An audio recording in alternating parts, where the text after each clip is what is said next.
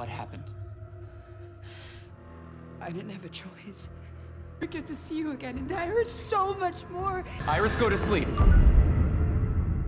The scene starts with a narration of Iris as she pushes a cart down a supermarket aisle.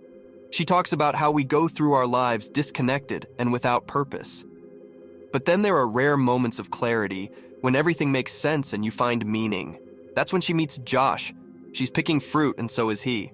When she sees him, she's instantly charmed. He walks up to her, trying to flirt while picking oranges, but accidentally knocks the rest of them to the floor. They laugh and introduce themselves. It was love at first sight. The narration continues, and she admits that for her, that clarity came twice. The first time when she met Josh, and the second when she ended his life. Josh wakes up Iris as they get driven in his automatic car.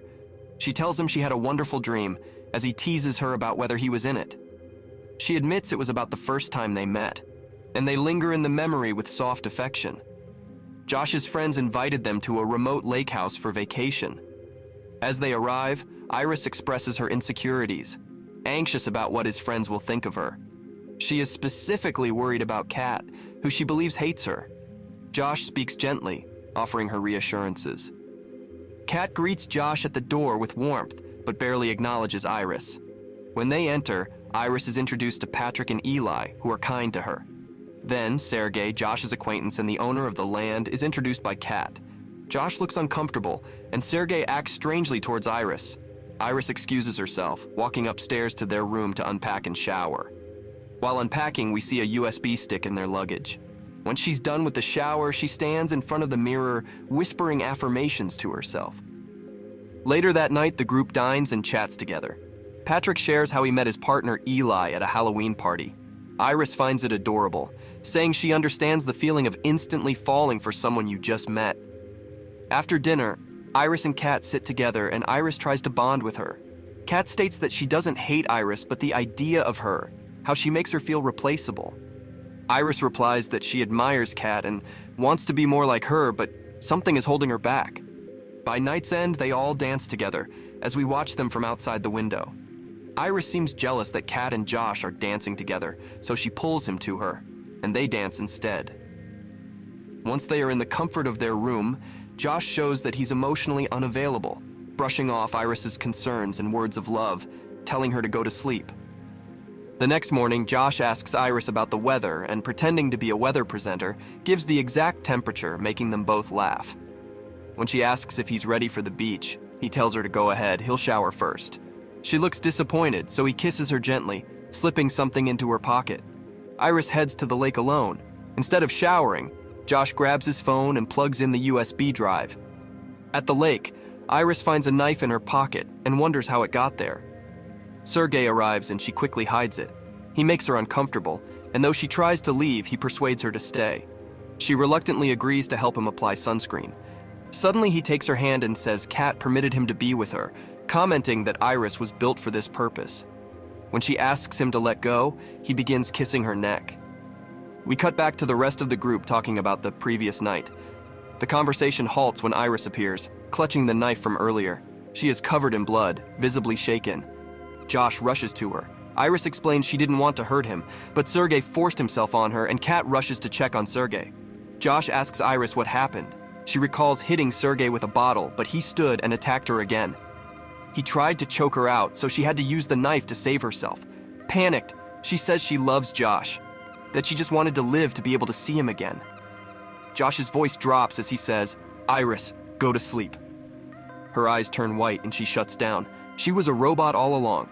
Patrick ties Iris up and Eli expresses concern for Kat's well-being and confusion about how Iris is violent, since robots aren't supposed to harm anyone. Josh thinks it's probably a glitch. Josh asks Eli and Patrick to leave him alone with Iris to say goodbye, and they do, calling the cops. He wakes Iris and tells her the truth. She's a companion robot and cannot lie. At first, she doesn't believe him, but when he asks about the weather, she instantly gives the exact details. He then changes her language settings, surprising her since she thought she knew only English. Iris insists she has real memories, including their meeting at the grocery store. Josh reveals those memories are fabricated to create a backstory and an illusion of love. He explains they actually met when he received her by mail from the company workers, who provided instructions and told him the robots don't realize they aren't human. Josh chose her settings and the false memory of their meeting to build an emotional bond, a love link between them. She looks devastated but accepts the truth. She begs Josh to go back home to start over, but he refuses. That's when Kat comes back, confused about why Josh still hasn't shut her down. Josh and Kat talk in the other room, explaining that he modded Iris's settings to make her capable of aggression, and that the whole trip was part of the plan. While they talk, Iris frees herself using the knife from earlier. She punches Josh in the throat and tells Kat how to treat the injury. She then runs away with Josh's phone. Josh finally tells Eli the truth, that it wasn't a glitch, and that he modded her on purpose. He admits they planned to steal Sergei's money, so he planted the knife in her pocket. Eli doesn't take it well at first, but they convince him that Sergei was a criminal and offer him and Patrick a third of the money. Eli agrees, but complains it's unfair that he and his partner will only get 1/3. Josh retorts that Patrick doesn't count, upsetting them both. Eli apologizes to Patrick and then whispers, "Patrick, go to sleep." That's when we realize he was a robot too. Eli agrees to help, grabs Sergei's gun for protection, and wakes Patrick up. Meanwhile, hiding in the woods, Iris unlocks the phone. She disables the voice commands and begins exploring her settings. She experiments with her eye color and voice, and boosts her intelligence to 100%, frustrated that Josh had only given her 40.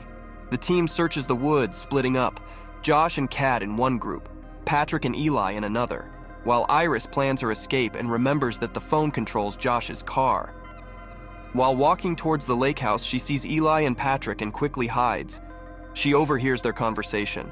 Patrick reveals that he knows he's a robot, and he realized it over time. He confesses he's afraid that Eli would hurt or leave him.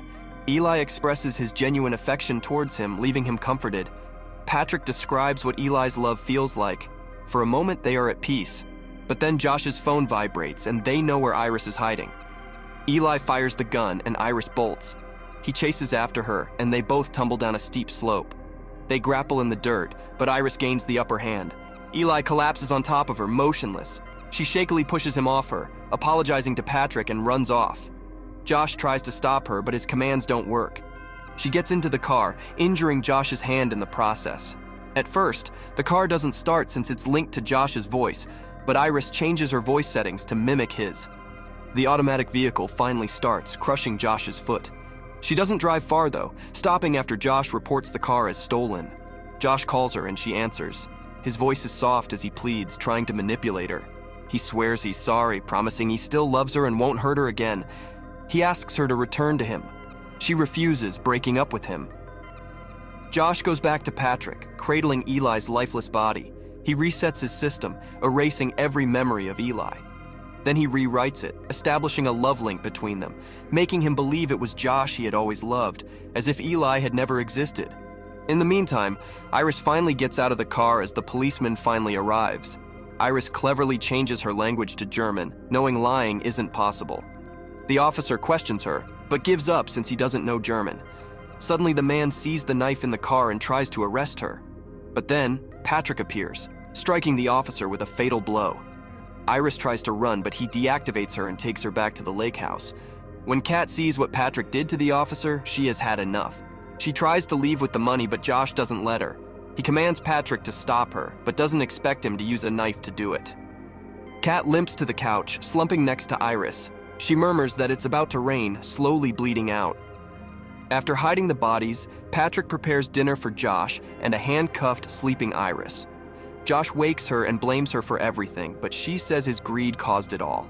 Josh insists he's not to blame, that he's a good guy, and snaps when she fights back. Annoyed, he lowers her intelligence to 0. To prove she's just programmed to feel that her pain isn't real, he forces her to hold her hand over a candle until it burns. Josh calls the robot's creator to report a malfunction, and then forces Patrick to give Iris the gun, making her use it on herself.